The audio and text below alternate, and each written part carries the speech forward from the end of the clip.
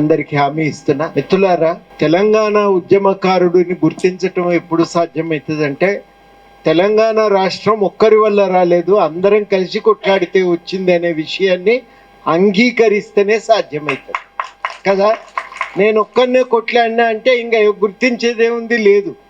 పోయిన 10 ఏళ్ళు జరిగిన సమస్య అదే. నేను ఒక్కరినే కొట్లాడినా, సావు నోట్లే తలకాయ పెట్టి తెలంగాణ తెచ్చినా అన్నాక ఇక తెలంగాణ వాడు ఎవడున్నాడు, ఎవడు లేడు, ఒకడే ఉంటాడు కదా. ఈ పని ఎందుకు చేసిందంటే అట్లయితే తమ పెత్తనం మిగులుతుంది అనేది వాళ్ళ ఆలోచన. నేను తెలంగాణ కోసం కొట్లాడి తెచ్చిన వాడిని కాబట్టి నాకు సర్వాధికారాలు ఉంటాయి.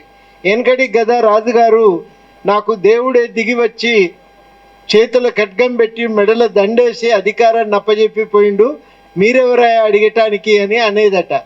ఇప్పుడు మన పోయిన ముఖ్యమంత్రి గారు కూడా అదే రకంగా వ్యవహరించటం, దానివల్ల మన అందరికీ కూడా గుర్తింపు అనే అవకాశమే లేకుండా పోయింది. ఇవాళ ఆ సిద్ధాంతాన్ని తిరస్కరిస్తున్నాం. మొట్టమొదట మనం తిరస్కరించే సిద్ధాంతం ఏంటిదంటే, తెలంగాణ ఒక్కరి వల్ల వచ్చింది అనే సిద్ధాంతాన్ని తిరస్కరిస్తున్నాం. తెలంగాణ సర్వజనుల యొక్క కృషి వల్ల, సకల జనుల పోరాటాల వల్ల వచ్చింది. దీంట్లో నిజానికి ఎవరినన్నా మనం ఎక్కువ కీర్తించాలంటే అది రాష్ట్రం కోసం అమరులైనటువంటి వాళ్ళని. ఇది మనం గుర్తుపెట్టుకోవాలి. వాళ్ళతో పాటు మనలాంటి అనేక మంది కూడా త్యాగం చేసిండ్రు రాష్ట్ర సాధన కోసం. వాళ్ళను కూడా మనం గుర్తు చేసుకోవాల్సిన సమయం. దానికోసమే మనం ఇవాళ అందరం కూడా ఐక్యమవుతున్నాం, కలిసి నిలబడుతున్నాం. రెండు చాలా ముఖ్యమైన విషయం ఏంటంటే, మన సంక్షేమం కోసం మనం అందరం అడుగుతున్నప్పుడు రకరకాలుగా మనల్ని గుర్తింపు ఎట్లా అనేది సమస్య వస్తుంది. ఆ గుర్తింపుకు సంబంధించి రకరకాల ప్రతిపాదనలు రెండు ఉంటాయి. ఇవ్వలం ఎంత పొడుగు చెప్పినా, ఒకటి తెలంగాణ కోసం కొట్లాడిన చరిత్ర ఉన్నోళ్ళు, అవును కదా, అవి లేకుండానైతే ఎవరికి ప్రయోజనం లేదు. రెండవది అందువల్ల కేసుల్లో ఇరికినటువంటి వాళ్ళు. ఇవి మనకు లక్షణాలు ఉంటాయి. ఈ లక్షణాల ద్వారా గుర్తుపట్టడం కష్టమైన పని ఏం కాదు. అది మనం ఇవాళ కమిటీ వేసి గుర్తించాలని కోరుతున్నాం.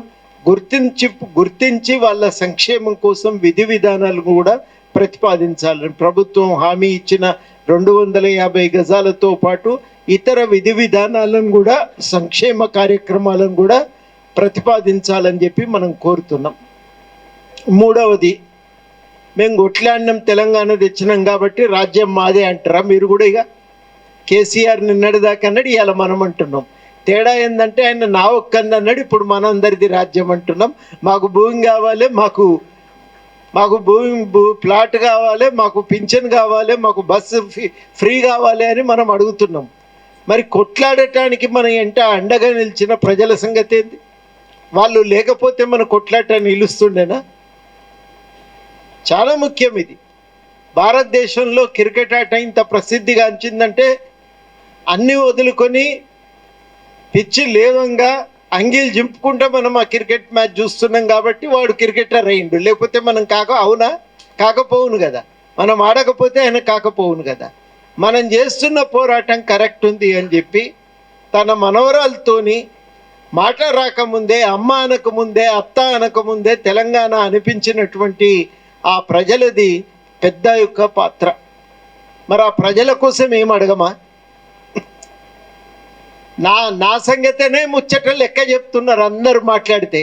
నాకు ఇది కావాలి, నా లెక్కిది, నేను వీరోచితంగా కొట్లాడినా, నాకు 2 కొమ్ములు ఉన్నాయి, వీర బాహువులు ఉన్నాయి, మామూలుని కాదు, పొద్దున్న లేస్తే ఉరుకుతూనే ఉన్నా నేను అని మన కథలు చెప్తున్నాం.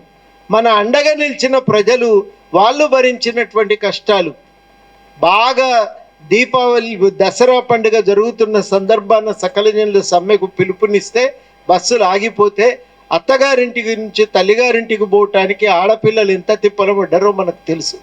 అయినను వాళ్ళు ఒక్క మాట అనలే. తెలంగాణ కోసం తిప్పలబడాలి కదా సార్, తప్పదు కదా అని రిపోర్టర్లు కెమెరా పెడితే వాళ్ళు చెప్పిన సమాధానం అది. ఆ ప్రజల కోసం కూడా మన ఏమన్నా డిమాండ్లు ఉన్నాయా? నాకు తెలిసి ఏ లిస్టులో కూడా ప్రజలు లేరు. అన్యాయమా కదా ఇది? ఏ లిస్టులో కూడా ప్రజలు లేరు, ఒక్క లిస్టులో కూడా ప్రజలు లేరు. నా ఎంట నిలబడ్డ ప్రజలకు ఇది కావాలి అని ముందు అడిగి, నాకు ఇది కావాలని తర్వాత అడగాలి. వాళ్ళ కోసం ఏం అడగాలి మనం? ఆలోచించుండ్రి ఇప్పటి నుంచి. ఏమడగాలంటే ఉద్యమ ఆకాంక్షల వెలుగులో తెలంగాణ అభివృద్ధి జరగాలి. ఎందుకు తెలంగాణ ఎక్కువ కొట్లాడిందంటే తెలంగాణ వస్తే బతుకుంటుంది, బతుకుదేరు ఉంటుందనే కదా ఇవ్వాలి కొట్లాడినా. ఆ రోజు కేసీఆర్ చెప్పినా, ఊళ్ళో ఉండే మామూలు జనం చెప్పినా తెలంగాణ ఎందుకంటే తెలంగాణ వస్తే బతుకుంటుంది, బతుకుదేరు ఉంటుంది. ఈ రెండే చెప్పిండ్రు ఎవరు చెప్పినా. ఆ తెలంగాణ ప్రజలకు బతుకుదెరు అవకాశాలు కల్పించే విధంగా, ఆత్మగౌరవంతో బతికే విధంగా తెలంగాణ అభివృద్ధి జరగాలి. అట్లాంటి అభివృద్ధి జరిగినప్పుడే మన ఉద్యమ ఆకాంక్షలు నెరవేరినట్టు లెక్క. ఇప్పటి నుంచి మన డిమాండ్ లిస్టుల్లో ఫస్ట్ డిమాండ్ ఏది ఉంటుంది? ప్రజలది ఉండాలి కదా. అన్యాయం కదా వాళ్ళని పక్కన పెట్టి వాళ్ళని సూర్ల చెక్కి ఏయ్ కొట్లాడితే నేనే అని చెప్పి మనం భాగవతుల్లో ఊళ్ళో వేస్తారు కదా. అందులో యుద్ధానికి బయలుదేరిన రాజు గురించి చెప్పినట్టు మన గురించి మన కథ చెప్పుకుంటున్నాం, కానీ మన ఎంట నిలిచిన ప్రజల గురించి మనం ఆలోచిస్తలేం, మాట్లాడతలేం. ఇది చాలా అన్యాయం, దుర్మార్గం. కేసీఆర్ చేసిన తప్పు ప్రతి ఒక్కరం మనం కూడా చేస్తున్నాం. మనం కూడా మినీ కేసీఆర్లమే ఆ రకంగా చెప్పదలుచుకుంటే. అది తప్పు, అన్యాయం. ఆ ధోరణి మనం మొట్టమొదట వదిలిపెట్టకపోతే మనం ఇంతకాలం తెలంగాణ కోసం చేసిన పోరాటానికి విలువ లేదు. మొత్తం ఇంత పోరాటం తీసి అవతల గంగల కలిపినట్టే అవుతుంది. ఆ పోరాటానికి విలువ లేకుండా పోతుంది. అందుకని మొట్టమొదట ఎవరం అడిగినా ఈ తెలంగాణ అభివృద్ధి ఉద్యమ ఆకాంక్షల కోసం సాగాలి. తెలంగాణ ప్రజలందరికీ బతుకుదేరు అవకాశాలు దొరకాలి. దానికోసం ప్రయత్నం చేయాలని చెప్పి మేము గట్టిగా కొట్లాడి త్యాగం చేసి ఆగమైనాం కాబట్టి మా సంగతి కూడా ఆలోచించండి. వెనకషీరు మన గురించి చెప్పాలి. ఇప్పటి నుంచి మనం లిస్ట్లో ఫస్ట్ ప్రజల గురించి రాసుకుందాం. ఈ సవరణలు చేయకపోతే మనం నష్టపోతాము, అన్యాయం అవుతాం. చరిత్రలో మనం కూడా ఆయన పెద్ద కేసీఆర్, వీళ్ళు చిన్న కేసీఆర్ అంటారు మనల్ని కూడా. ఆ తప్పులు చేయొద్దని చెప్పి మీ అందరినీ కోరుతూ నాకు ఈ అవకాశం ఇచ్చినందుకు కృతజ్ఞతలతో సెలవు.